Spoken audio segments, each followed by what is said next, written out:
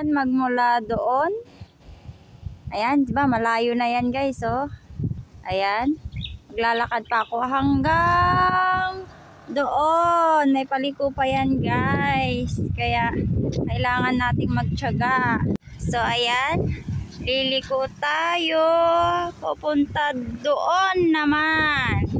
Ayan, lalakarin natin ulit yan mga kaswangers. Tara, lakad ulit tayo. Diba, easy lang maglakad. Kailangan lang natin magtiyaga, diba? So, ayan, diba? Galing ako doon kanina. Ayan.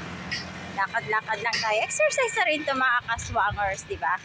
Mahirap naman yung laging nakaupo, nakabaluktot. O, kailangan na nating ibagay ang ating para ba dyan. Yung nat-kunat niya kunada. Basta dahil yun. O, diba? Lakad-lakad lang tayo hanggang sa makarating dito tayo sa ating pupuntahan.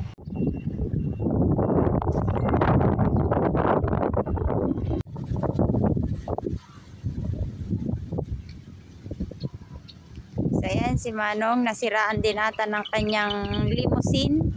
Ayan.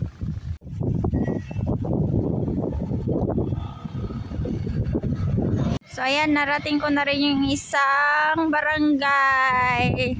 Naglakad lang ang inyong kaswangers. So, ayan, malapit na tayo. Doon tayo pupunta, bandaron na naman.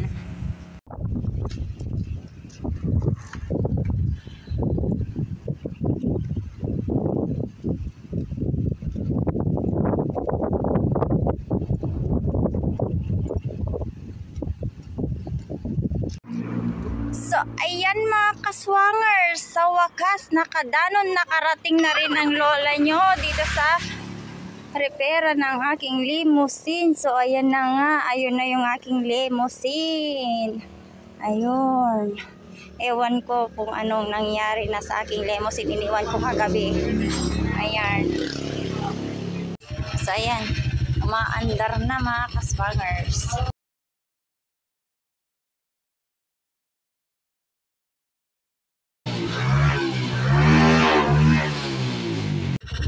Ayan mga kaswangers, lalarga na ang lola nyo. Ayan. Lalabas na tayo. So, ayan. Ayan, may sasakyan. So, let's go. So, ayan na. Lalarga na ang lola. Ayan na. Umaandar na ang lola. Ayan. Salamat. Gawa na naman si limousine. Diyos mio, garapon.